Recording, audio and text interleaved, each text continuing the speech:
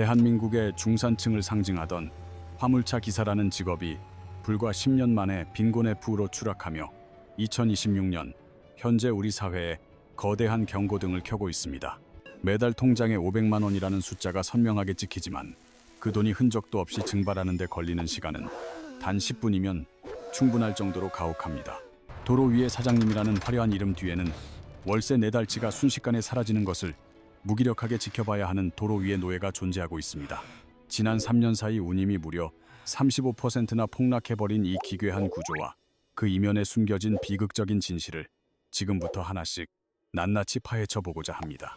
2026년 오늘날에도 사람들은 운전만 열심히 하면 월 500만 원은 거뜬히 벌 수 있다는 환상을 품고 있지만 실질적인 수익은 전혀 다릅니다. 화물차 한 대를 유지하기 위해 매달 꼬박꼬박 지불해야 하는 차량 할부금 200만 원은 기사들의 삶을 옥죄는 가장 무거운 사슬이 되었습니다. 여기에 매일 도로를 달리기 위해 필수적인 유류비 150만 원이 추가로 빠져나가면 통장의 잔고는 이미 위험 수준으로 바닥을 드러내기 시작합니다. 사고를 대비한 보험료와 차량 노후화를 막기 위한 수리비로 50만 원이 더 나가고 나면 사장님들의 손에 남는 것은 허탈함 뿐입니다. 모든 비용을 제외하고 최종적으로 남은 잔액은 고작 100만 원에 불과하며 이는 한 달 월세를 내기에도 턱없이 부족한 참담한 금액입니다. 이것이 바로 매출이라는 화려한 숫자와 순수익이라는 냉혹한 현실 사이에서 발생하는 거대한 착시 현상이며 기사들을 빚더미로 내모는 주범입니다. 겉으로는 500만 원을 버는 어엿한 사업자처럼 보이지만 실제로는 2026년 최저시급에도 훨씬 미치지 못하는 수입으로 하루를 연명하고 있습니다. 하루 15시간 동안 쉼없이 핸들을 잡고 도로 위를 달려도 시간당 수익으로 계산하면 편의점 아르바이트보다 적은 돈을 버는 셈입니다. 더욱 안타까운 사실은 현재 고통받는 기사들 대부분이 과거에는 1톤 트럭 한 대로 4인 가족을 넉넉히 부양하던 중산층이었다는 점입니다. 아이들의 학원비를 대고 가끔은 가족 여행도 다녀올 수 있었던 그 평범하고 행복했던 시절은 이제 다시 돌아갈 수 없는 전설이 되었습니다. 무너진 중산층의 삶은 가족 전체의 비극으로 이어져 가장은 도로 위에서 밤을 지새우고 아내는 생계를 위해 투잡 전선으로 내몰리고 있습니다. 아이들의 학원은 하나둘씩 끊기고 가족의 웃음소리가 사라진 자리는 빈곤의 그림자가 대신 채우며 우리 사회의 허리가 무너지고 있음을 보여줍니다. 이러한 참혹한 몰락을 단순히 불경기 탓으로 돌리기에는 상황이 너무나 심각하며 그 뿌리에는 우리 사회가 방치한 구조적 모순이 도사리고 있습니다. 기사들을 벼랑 끝으로 내몬 결정적인 원인은 화물을 운송하고 받는 대가인 운임이 지난 3년 사이 35%나 폭락했다는 사실에 있습니다. 같은 거리를 달리고 같은 무게를 실어도 수입이 거의 반토막 난 상황에서 치솟는 물가를 감당하는 것은 기사들에게 불가능한 영역입니다. 예컨대 부산에서 서울을 왕복하는 노선은 과거 30만 원 이상을 받았으나 지금은 20만 원조차 받기 힘들어 기름값조차 안 남는 지경입니다. 기사들은 수입이 아예 없는 상황을 피하기 위해 울며 겨자 먹기로 똥찜이라 불리는 저단가 일감을 잡으며 도로 위를 헤매고 있습니다. 이러한 파괴적인 경쟁을 막기 위해 도입된 안전운임제는 화물 운송의 최저 가격을 정해 기사들의 생존을 돕는 유일한 안전망이었습니다. 대다수 화물차 기사는 회사에 소속된 노동자가 아니라 스스로 트럭을 사서 영업해야 하는 위태로운 개인 사업자의 지위에 놓여 있습니다. 하지만 화물 시장은 일감에 비해 기사의 수가 너무 많아지면서 자연스럽게 서로의 가격을 깎는 가혹한 무한 경쟁 체제로 변질되었습니다. 내가 30만 원을 부르면 옆 사람이 25만 원을 부르는 식의 치킨 게임이 반복되면서 결국 모두가 손해를 보는 구조가 고착되었습니다. 안전운임제는 바로 이러한 공멸의 길을 멈추게 하는 브레이크 역할을 하며 2020년 도입 당시 기사들에게 잠시나마 큰 희망을 주었습니다. 드디어 제값을 받고 일할 수 있게 되었다는 기쁨도 잠시, 이 제도는 적용 범위가 너무 좁았다는 치명적인 한계를 처음부터 안고 있었습니다. 안전운임제의 보호를 받은 것은 전체 화물차 중 극히 일부인 수출입 컨테이너와 시멘트 운송 차량에만 엄격하게 한정되어 있었습니다. 시장의 대다수를 차지하는 1톤 트럭과 택배 차량, 그리고 측면이 날개처럼 열리는 윙바디 차량은 처음부터 제도적 보호에서 제외되었습니다. 설상가상으로 이 제도는 3년 뒤 효력이 사라지는 일몰제로 운영되었기에 2023년 연장 여부를 두고 정부와 화주 사이에서 격렬한 논쟁이 벌어졌습니다. 논쟁 과정에서 발생한 제도의 공백기는 화주들에게 가격을 다시 후려칠 기회를 제공했고, 한번 내려간 운임은 결코 회복되지 않았습니다. 결국 35%에 달하는 기록적인 운임 폭락은 이러한 제도적 불안정성과 시장의 관행이 맞물리며 발생한 예고된 인재라고 볼 수 있습니다. 운임 하락의 또 다른 비극적인 원인은 우리 경제의 모세혈관인 자영업 생태계가 붕괴하면서 운송할 물동량 자체가 급격히 줄어든 것입니다. 대한민국 골목마다 붙어있는 빨간색 임대문의 현수막은 화물차 기사들에게는 곧 자신들의 일감이 사라지고 있다는 절망의 신호입니다. 2023년 한 해 동안 폐업을 신고한 사업자가 100만 명을 돌파하며 통계 집계 이래 역대 최고치를 기록한 것은 매우 충격적인 사실입니다. 식당 하나가 문을 닫으면 그곳으로 매일 배달되던 식자재와 음료, 그리고 각종 소모품을 나르던 수많은 화물차의 엔진도 멈추게 됩니다.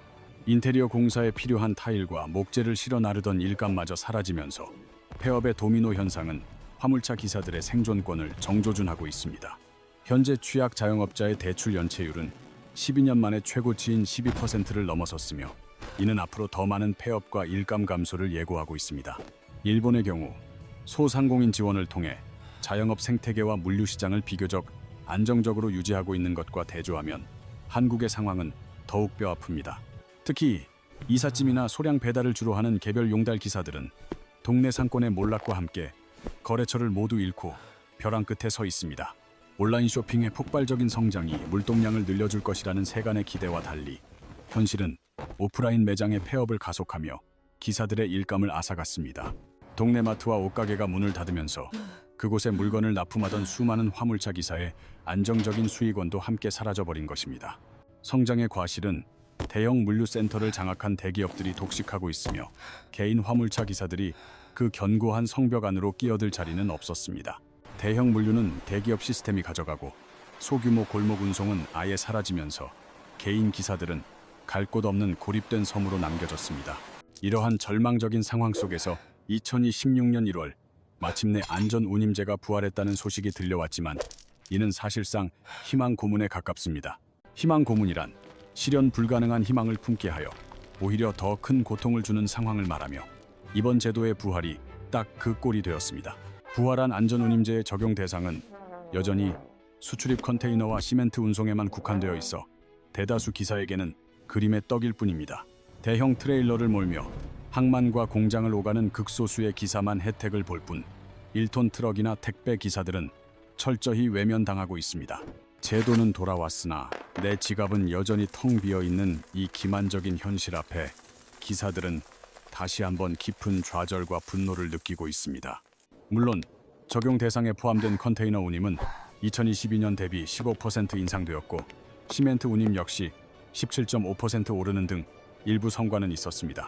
정부는 안전 운임보다 낮은 운임을 지급할 경우 건당 500만 원의 과태료를 부과하며 제도적 보호를 강화하겠다는 의지를 보였습니다. 하지만 제도가 아무리 훌륭해도 현장에서 지켜지지 않으면 소용이 없으며, 현재 화물 운송 시장의 불법 관행은 여전히 견고합니다. 화주들이 안전 운임을 무시하고 낮은 가격을 강요해도 이를 신고하고 단속을 기다릴 여유가 없는 기사들은 결국 굴복하게 됩니다. 부족한 단속 인력과 시정 명령까지 몇 달씩 걸리는 느린 행정 처리는 기사들이 당장 오늘 먹고 살 밥그릇을 지켜주지 못합니다. 더 근본적인 문제는 기사 수는 넘쳐나고 일감은 적은 시장의 불균형 그 자체이며, 이는 법적인 바닥선만으로는 해결할 수 없습니다. 정부 역시 이 문제를 인식하고 신규 면허 제한이나 폐업 지원금을 검토 중이지만, 이미 빚을 진 기사들에게 폐업은 불가능한 선택입니다. 트럭을 팔아도 갚지 못할 막대한 할부금과 빚이 남기에 기사들은 쓰러지기 전까지 핸들을 놓지 못하고 도로 위를 떠돕니다. 안전운임제의 부활은 의미 있는 첫걸음일 수 있으나 적용 범위 확대와 철저한 단속 없는 반쪽짜리 대책에 머물러 있는 실정입니다. 종합적인 대책이 시급한 상황임에도 불구하고 현재로서 정부의 움직임은 기사들의 고통스러운 외침을 따라가지 못하고 지지부진합니다. 그런데 기사들을 위협하는 것은 불완전한 제도뿐만이 아니며, 우리가 일하는 방식 그 자체가 송두리째 바뀌는 거대한 변화가 시작되었습니다. 과거에는 거래처 사장님과 전화 한 통으로 일감을 잡는 인간미 넘치는 방식이었지만, 이제는 차가운 스마트폰 앱이 그 자리를 완전히 대체했습니다. 예전에는 내일 물건 좀 부탁해요라는 말 한마디에 서로의 신뢰를 바탕으로 운임을 결정하고, 명절이면 작은 선물도 주고받는 정이 있었습니다. 하지만 이제 그런 인간관계는 사라졌고 화주와 기사는 화물 운송 플랫폼이라는 디지털 공간에서 오직 가격과 조건만으로 연결될 뿐입니다. 플랫폼은 효율적이라는 명분을 내세우지만 그 이면을 들여다보면 대부분의 앱이 최저가 입찰 방식을 채택하여 기사들 사이의 출혈 경쟁을 부추기고 있습니다. 기사들이 피땀 흘려 번 운송비에서 플랫폼은 20% 이상의 과도한 수수료를 정산해가며 30만 원짜리 일감에서도 6만 원 이상이 수수료로 증발합니다.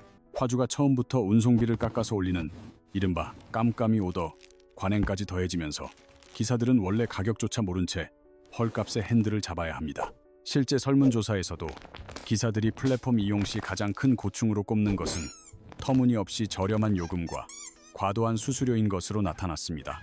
알고리즘은 마치 이 가격에 안 가면 다른 기사에게 주겠다라고 협박하듯 끊임없이 가격 하락을 유도하며 플랫폼의 이익만을 극대화합니다. 이 냉혹한 시스템 안에서 기사는 인격체가 아닌 언제든 교체 가능한 자원이나 부품으로 취급받으며 숙련도나 성실함은 전혀 존중받지 못합니다. 오래 일했다고 우대해주지도 실력이 좋다고 더 챙겨주지도 않는 오직 최저가만이 승리하는 게임에서 기사들은 협상력을 완전히 상실했습니다.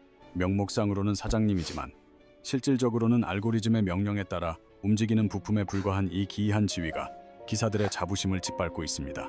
이러한 플랫폼 노동의 문제는 화물차를 넘어 배달 라이더, 대리기사 등 우리 사회 전반의 노동자들을 법적 사각지대로 몰아넣고 있습니다.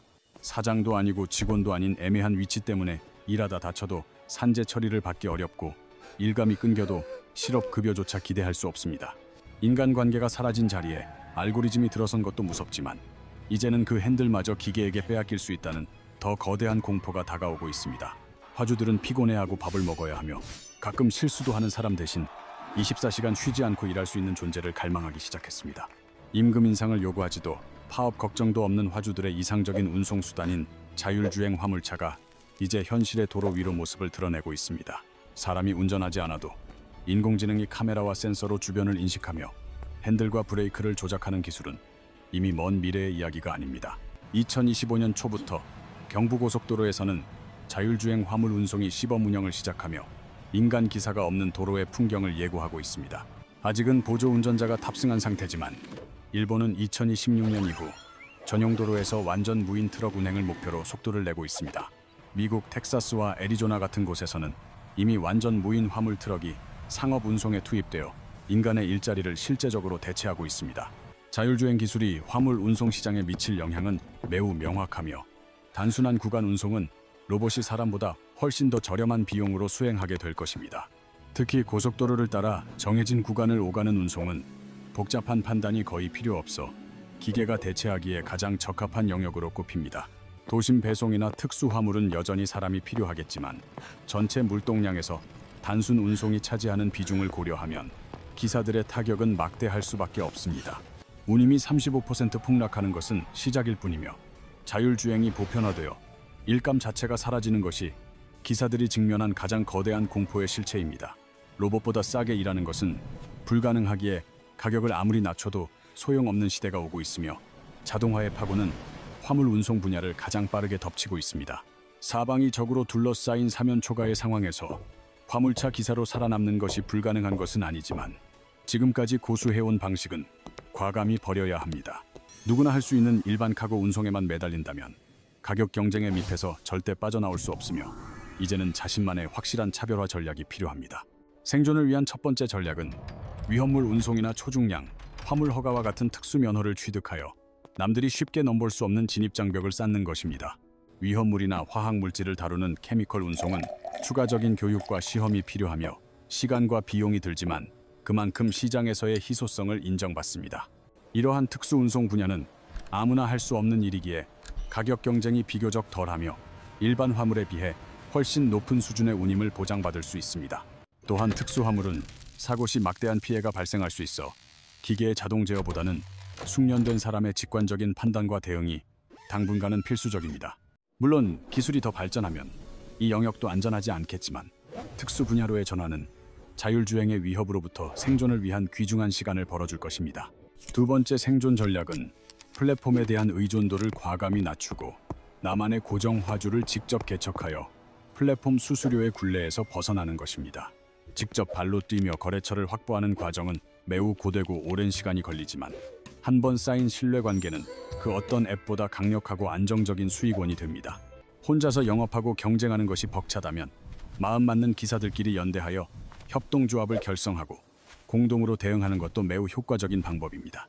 개인이 화주와 협상할 때는 힘이 약할 수밖에 없으나 여러 기사가 뭉쳐 목소리를 내면 정당한 운임을 지키기 위한 강력한 협상력이 생겨납니다. 협동조합을 통해 일감을 배분하면 플랫폼에 지불하던 막대한 수수료를 절감할 수 있으며 이는 곧 기사들의 실질적인 소득 증대로 직접 연결됩니다. 물론 특수 면허를 딸 여유가 없거나 영업에 소질이 없는 기사들에게 이러한 전략들이 현실적인 한계가 있다는 점 역시 부정할 수 없는 사실입니다. 또한 기사 수는 과잉 공급되고 일감은 줄어드는 이 근본적인 불균형은 개인의 필사적인 노력만으로는 결코 완전히 해결될 수 없는 구조적 문제입니다. 결국 현재의 상황은 단순한 불황을 넘어선 몰락의 징후이며 우리 기사들이 할 수 있는 것은 최악의 상황을 피하기 위해 생존 전략을 짜는 것뿐입니다. 2026년 화물차의 현 주소는 몰락이라는 단어 외에는 설명할 길이 없을 정도로 한때 중산층의 자부심이었던 직업이 이제는 빈곤의 상징으로 전락했습니다.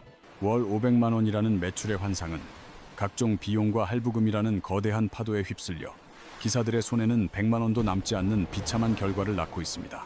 안전 운임제의 부활이 주는 희망은 극히 일부에게만 허락된 그림의 떡일 뿐이며 대다수의 기사들은 여전히 법적 보호의 사각지대에서 신음하고 있습니다.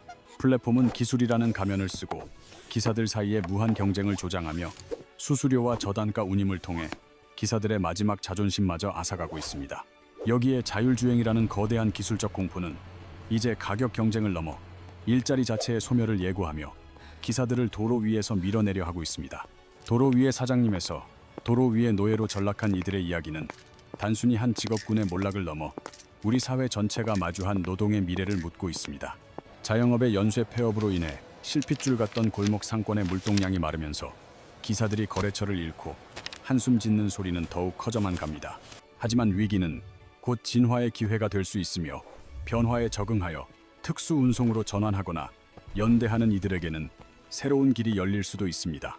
정부는 안전 운임제의 적용 범위를 현실에 맞게 넓히고 플랫폼 노동자를 보호하기 위한 실질적인 법적 장치를 마련하는 데 속도를 내야 합니다. 또한 기술 발전에 소외되는 노동자들이 새로운 시대에 연착륙할 수 있도록 돕는 사회적 안전망과 전직 지원 정책이 그 어느 때보다 절실합니다. 화물차 기사들의 문제는 대한민국 물류 시스템의 경고등이자 우리 모두의 저녁 식탁과 일상을 지탱하는 근간이 흔들리고 있다는 위험한 신호입니다. 이제 우리는 이들이 다시 중산층으로 복귀할 수 있도록 사회적 관심을 모으고 공정한 노동의 가치가 인정받는 세상을 위해 목소리를 내야 합니다. 2026년, 여러분은 계속해서 무너져가는 도로 위를 위태롭게 달릴 것입니까? 아니면 새로운 길을 찾기 위한 연대와 변화에 동참할 것입니까? 핸들만 잡고 있으면 굶어 죽는 시대라는 가혹한 현실을 직시하고 지금 이 순간 우리가 할 수 있는 최선의 행동이 무엇인지 함께 고민해야 합니다. 한 사람의 작은 관심이 모여 거대한 변화의 물결을 만들듯 기사님들의 고통에 공감하는 우리의 시선이 물류 강국의 위상을 다시 세울 것입니다. 이어지는 영상에서는 배달 라이더와 대리기사 등 플랫폼 노동의 그늘에 가려진 또 다른 수백만 명의 현실을 더 깊이 있게 파헤쳐 볼 예정입니다.